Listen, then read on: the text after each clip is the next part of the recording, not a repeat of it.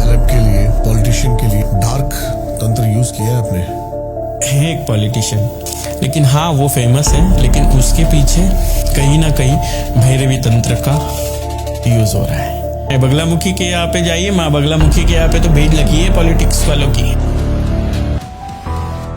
और वो रुद्र तारा कहेगा कि मैं पानी नहीं पीता हूँ। तेरे को पप्पियाँ चलती है पहाड़ों में? अरे हिंदू धर्म को बदनाम करने के लिए तूने तो किससे बिड़ा उठा रखा है, मुझे बता दे। से तूने सुपारी ली है हिंदू सनातन धर्म को बर्बाद करने की। धर्म के नाम पे धंधा, अंधविश्वास, पाखंड, सत्य सनातन धर्म को इन्होंने इतना बदनाम करके रख दिया है। धर्म को भ्रष्ट करने से बचाना है तो सच्चाई को जानना पड़ेगा, सुनना पड़ेगा। तंत्र का एंडिंग क्या है? मोक्ष, समर्पण। अगर मैं पूरी तरह से समर्पित ना हो जाऊं, मुझे दीपक जी में भी भगवान शिव दिख रहे, मुझे इनमें भी भगवान शिव दिख रहे, मुझे यश में भी भगवान शिव दिख रहे। इट मीन्स क्या कि मैं अब ऐसे स्मशान में हूं जहां पे मेरे को मेरे भगवान के सिवा कोई नहीं दिख रहा है। ये समर्पण है। और वो रुद्र तारा कहेगा कि मैं पानी नहीं पीता हूं, या उन्हें तेरे को पप्पियाँ चलती है पहाड़ों में? घूमना चलता है तू, लोगों को गाड़ियों में बैठ बैठ के छोटे छोटे कपड़ों पे, वन पीस पे दिखा। अरे हिंदू धर्म को बदनाम करने के लिए तूने तो किससे बिड़ा उठा रखा है, मुझे बता दे। किस मुल्ला से तूने सुपारी ली है हिंदू सनातन धर्म को बर्बाद करने की? शर्म भी नहीं आती उसको? एक सुबह पॉडकास्ट करके शाम को मस्त पे की स्लीवलेस पहन के पहाड़ों में भगवान के मंदिर के सामने, अरे बाबा केदारनाथ जी है वो, वहां पे तू स्लीवलेस पे या वन पीस पे तू नंगा नाच कर रहा है। तुझे चप्पल से मारना चाहिए रुद्र तारा। बस धर्म के नाम पे धंधा, अंधविश्वास, पाखंड, सत्य सनातन धर्म को इन्होंने इतना बदनाम करके रख दिया है कि नारियलों में सिरिंज से रेड वाला खून भरवा रहे, नारियलों को फेविक्विक से खोड़ के उसमें चुहारे भर के, उसमें सुपारियां भर के उसको फेविक्विक से चिपका रहे। और इन सबको चिपका के ये सब लोग क्या कर रहे हैं, लोगों को दिखा रहे, नारियल फोड़ा उसमें से चुहारे। अच्छा, मैंने देखी नहीं वैसे भी तो। हाँ देखिए जरा, वो चल रहा है वो छोकरा जो आ रहा है ना, पिछली बार बोला था जिसमें हनुमान जी का वास हो रखा है, अभी वो नाचते नाचते उसमें हनुमान जी बजरंग बली जी आ रहे हैं, वो भी वही कर रहा है अभी। और बैठ के बता रहे कि एक औरत आई है, ये सब कॉपीज कर रहे हैं सब एक दूसरे की। कोई उनको बोलने वाला, पूछने वाला नहीं है। जरा इनके गुरुओं की पीढ़ी निकालिए जरा। मैं अपने गुरु की पीढ़ी बता सकती हूँ, 7 से 17 पीढ़ियां निकाल सकती हूँ, मुझे पता है। अब खड़ग उस हाथ में ले लिया उन्होंने, खप्पर ले लिया, तलवार खड़ग ले लिया, बदन पे काला डाल दिया, इसको दक्षिणा काली आ गई, उसको अघोरा काली आ रही। अरे औकात है तुम्हारी? ये कर रहे हैं ये लोग, क्यों कर रहे हैं? बस हमारे धर्म को बदनाम करने के लिए। तो हम ही सनातनी लोग हमारे ही धर्म के दुश्मन बन रहे हैं। फॉर क्यों नहीं यहाँ हाथ लगा के हुलुलुलु करके लोग, यहाँ पे इनकी किडनियां 1 से 2 होगी। क्यों नहीं वो हाथ में मोर पंख लेके, क्यों नहीं वो बॉम्ब फोड़ेंगे? अरे सच्चे आतंकी तो हम हिंदू ही बन रहे हैं ना खुद के लिए। हम अपने धर्म को भ्रष्ट कर रहे हैं। धर्म को भ्रष्ट करने से बचाना है तो सच्चाई को जानना पड़ेगा, सुनना पड़ेगा, तंत्र के बारे में समझना पड़ेगा।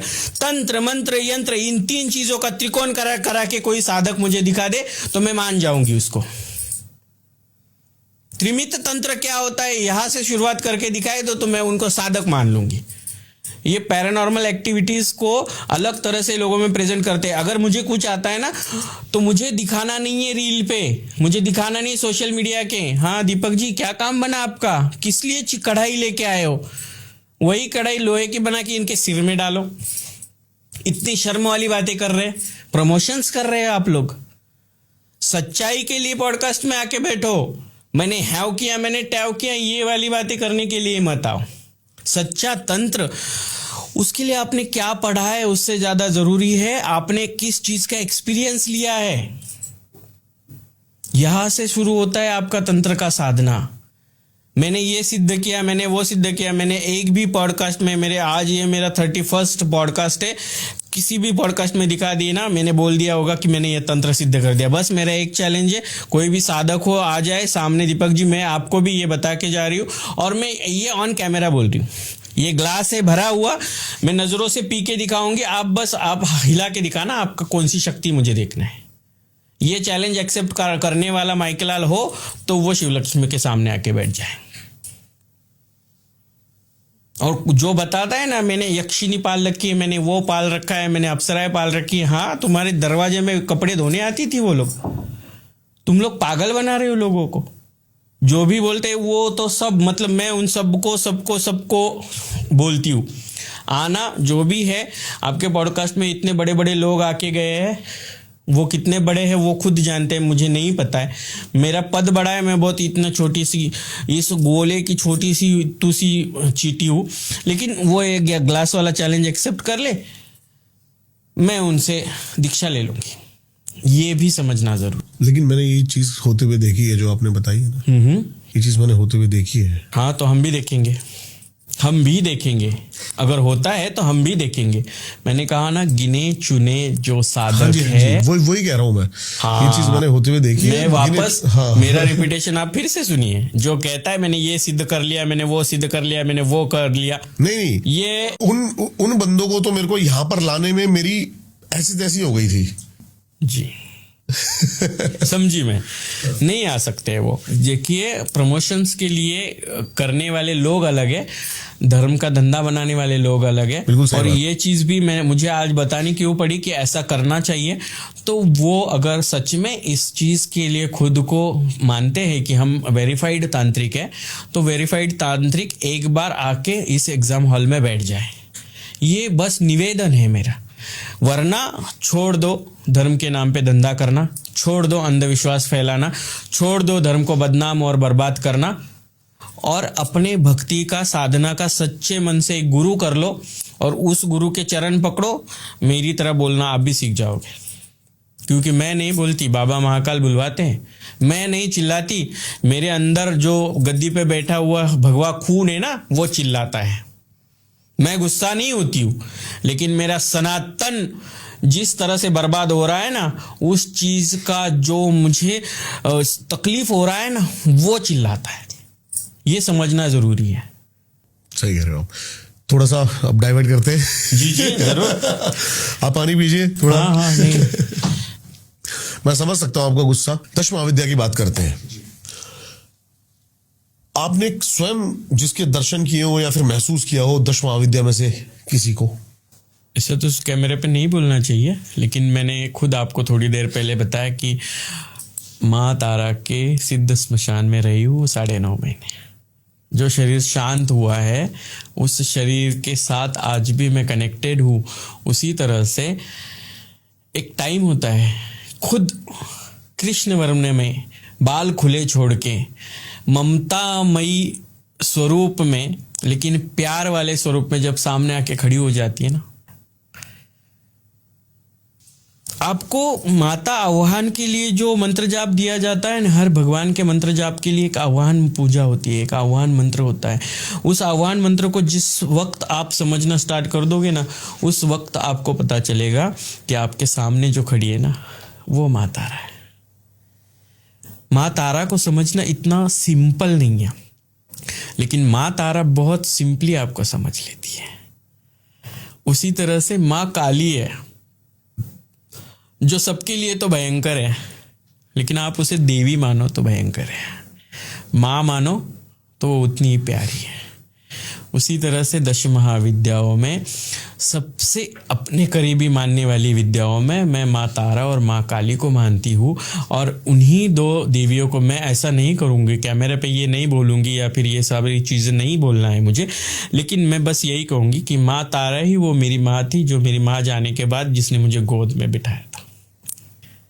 मेरे सोते वक्त मेरे सिरहाने पे काला नाग आया था, उस नाग को उठाकर फेंकने वाली माँ काली थी, जिसको मैंने सामने देखा था। सकती हूँ उनको सामने सिद्ध करना अपने आप में बहुत बड़ी बात होती है, लेकिन उनकी भक्ति में जब लीन हो जाओ ना, तो मूर्ति के सामने भी बैठो तो आपको देख के हंस लेती है। वो माँ काली है। एक औरत आती है जो लाल वस्त्र पहनकर मेरे सामने आती है और कमल का फूल देके चली जाती है, वही मेरी माँ कमलात्मिका है। एक औरत आती है जो बैठे बैठे मुझे कहती है कि बस अब तेरे बुरे दिन खत्म हो गए, अब तो तेरा टाइम स्टार्ट हो गया है। काले कपड़ों में मुझे दिखाती है और खुद काले कपड़े मेरे अपने रंग में ढल के चली जाती है। वो माँ भुवनेश्वरी है। वो सुंदरता साधना में है, सामने खड़ी रहने में नहीं। कभी किसी सेलेब के लिए, पॉलिटिशियन के लिए या फिर बिजनेसमैन के लिए डार्क तंत्र यूज किया है आपने? हाँ किया है, लेकिन मैं उनके नाम नहीं लेना चाहूँगी। ठीक है। अभी भी आज दिल्ली में कल अमावस्या थी, जिसे पिठोरी अमावस्या कहते हैं। It's very darkest. जैसे दिवाली की अमावस्या उजली होती है, वैसी पिठोरी अमावस्या होती है। ठीक है। ये अमावस्या एक डार्केस्ट शेड में आती है जो तंत्रों को रिलेट करती है, बिकॉज उस दिन राहु केतु शनि एक साथ अपनी एक त्रिमित बनाते हैं, बिकॉज दूसरे दिन शनिचर लगता है और अमावस्या उस दिन भी होती है। एक पॉलिटिशियन, नाम यहाँ तक आएगा लेकिन बोलूँगी नहीं, लेकिन हाँ वो फेमस है, लेकिन उसके पीछे कहीं ना कहीं भैरवी तंत्र का यूज़ हो रहा है। हाँ, एक सेलिब्रिटी है, मराठी में भी काम करती है, हिंदी में भी काम करती है, लेकिन अचानक से प्रोड्यूसर डायरेक्टर उसको काम देना बंद कर देते हैं। ओके। और फिर 15 सालों तक वो बेरोजगार थी और अचानक से माँ सिद्धि ने मुझे उनसे मिलवा दिया। वो मुझसे मिली, उनका एक होटल है, उस होटल पे गई, खाना खाया। खाना खाते खाते उनसे बात हुई, तब उन्होंने कहा कि माँ ऐसा ऐसा है। तब उनको उस क्षेत्र से रिलेटेड सारी चीज़ों के बारे में पता किया, तो मुझे ये पता चला उनके ही साथ को एक्ट्रेस बन के घूमने वाली लड़की ने बंगाल में जाके किसी से एक तंत्र का यूज़ करवाया और इस हीरोइन, ये डार्क सर्कल्स, उसकी बॉडी में चेंजेस, ये सब शुरू हो गया था। और वो इतनी फेमस सेलिब्रिटी है, वो 15 साल के बाद अब वापस फिल्मों में लीड एक्ट्रेस का काम कर, मतलब सीरियल्स में लीड एक्ट्रेस का काम कर रही है। नाम नहीं बताऊंगी, लेकिन लोगों को पता है 15 साल के बाद वापस आई है, कर रही है। अभी तो फेमस है।